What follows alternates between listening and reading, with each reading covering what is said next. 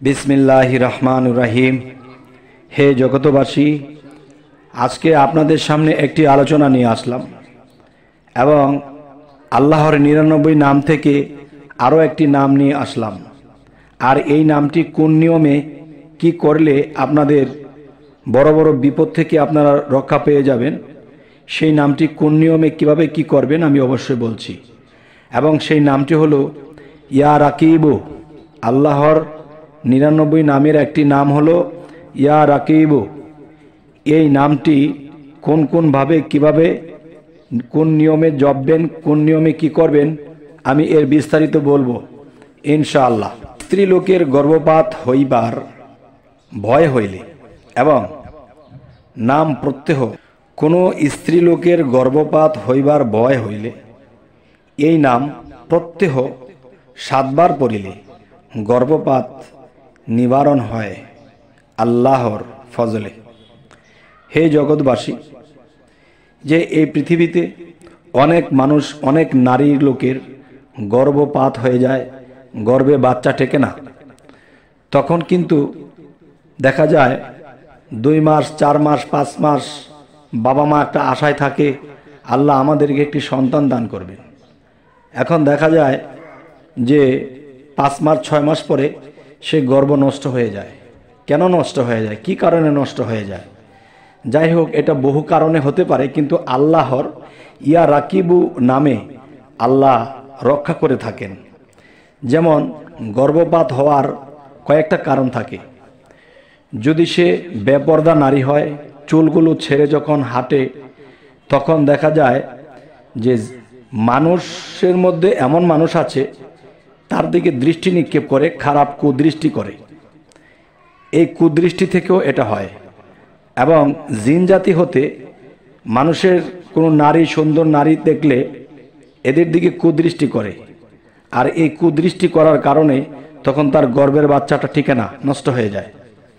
আচ্ছা, এবং দেখা যায় পৃথিবীতে বহু খারাপ আত্মা আছে, যে আত্মাগুলো পৃথিবীতে ছিল তারা মৃত্যুর পরে এই আত্মাগুলো ইল্লিনে যেতে পারছে না, সিজ্জিনেও যেতে পারছে না, এরা বাতাসের মধ্যে চলছে। তখন সুযোগ পেলে কারো উপরে ভর করে, সুযোগ পেলে কারো উপরে ভর করে তার ভিতরের গর্ভের বাচ্চাটা নষ্ট করে চলে যায়। তবে হে জগতবাসী, তো আল্লাহ বলেছে পৃথিবীতে চলাকালীন ভালো খারাপ সমস্তই থাকবে, আর এর মধ্যে দিয়ে তোমরা নিজেকে ঠিক রাখো, নিজেকে সংযত রাখো। এবং সংযত রাখতে গিয়ে যদি তোমরা না পারো, তখন আমার ৯৯ নামের মধ্যে যে গুণ ক্ষমতা দেওয়া আছে এগুলো তোমরা দেখো এবং স্মরণ করো, অবশ্যই তোমরা রক্ষা পাবে। আরও একটি বিষয় হলো, প্রবাসে যাইবার সময় ছেলে মেয়েদের গায়ে হাত রাখিয়া এই নাম ৭ বার পড়িলে কি হবে? নিরাপদ থাকিবে। কোনো বস্তু হারাইয়া গেলে এই নাম অনেকবার পড়িলে ওই বস্তু ফেরত পাওয়া যায়। আলহামদুলিল্লাহ। হে জগতবাসী, যে আপনি প্রবাসে বলতে আপনার ছেলে মেয়েদেরকে রেখে আপনি প্রবাসে চলে যাবেন, বিদেশে চলে যাবেন। এখন এত মায়ার সন্তান, দয়ার সন্তান, এই সন্তানগুলো রেখে আপনি বিদেশে চলে যাবেন, আপনার মনটা থাকবে দেশে আর আপনি দেহটা নিয়ে চলে যাবেন বিদেশে। ঘটবে কি পরে শেষে? যে মনের একটা অস্থিরতা থাকে যে হায় রে, এত দূরের পথ চলে যাব, ছেলে মেয়েদেরকে কে দেখবে, তাদের কি এমনি কি হবে, অনেক চিন্তা। তাহলে কি করতে হবে? ইয়া রাকিবু, ইয়া রাকিবু এই নামটি ৪১ বার পাঠ করে ওই ছেলে মেয়ের মাথায় হাত বুলিয়ে ইনশাল্লাহ চলে যান। তখন এই নামের গুণে আপনার সংসার, আল্লাহ স্বয়ং আপনার সংসারকে রক্ষা করবে। আলহামদুলিল্লাহ। তবে হে জগতবাসী, আরও একটি বিষয় হলো যে আপনার যদি এমন কিছু হারিয়ে গেছে, যে একটা দামি বস্তু হারিয়ে গেছে, আপনি এটা পাচ্ছেন না, তখন ইয়া রাকিবু, ইয়া রাকিবু আপনি এটা মনে মনে জপতে থাকেন এবং খোঁজ করতে থাকেন, জপতে থাকেন, খোঁজ করতে থাকেন। আল্লাহ যদি বলে থাকে যে আমার নামের গুণে এই কাজগুলো হবে, তখন আল্লাহর নামের উপর বিশ্বাস রেখে তখন ইয়া রাকিবু, ইয়া রাকিবু এই নামটি অন্তরে জপতে থাকবেন। উদ্দেশ্য কি? যে আপনার একটা দামি বস্তু হারিয়ে গেছে, এই বস্তুটি না পেলে আপনার সংসারের সমস্যা হতে পারে বা আপনার বিভিন্ন দিক দিয়ে বেকায়দায় পড়তে পারেন, তখনই এই নামের সাহায্য নিলে আপনার সেই জিনিসটি ফেরত পাবেন ইনশাআল্লাহ। তবে এই নামের সবচেয়ে বড় গুণটা কি, যে স্ত্রীলোকের গর্ভপাত হইবার সম্ভাবনা থাকবে না এবং সেই মেয়ে মানুষটি যেন বেপরদায় না থাকে, যেখানে সেখানে একা একা না যায়। তখন আস্তে দেখা গেছে তার গর্ভের সন্তানটি এই নামের বলে টিকে যাবে।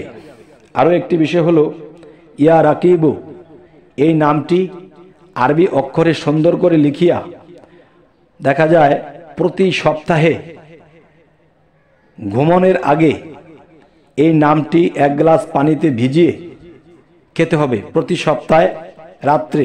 সেই দিনটি হতে হবে বৃহস্পতিবার। বৃহস্পতিবার রাত্রে এই ইয়া রাকিবু এই নামটি সুন্দর করে আরবিতে লিখিয়া এরপরে একটা গ্লাসে ভিজিয়ে খাবেন এবং আল্লাহর নাম নিয়ে প্রথমে ডান কাতে শোবেন, এরপরে রাত্র চলে যাবে।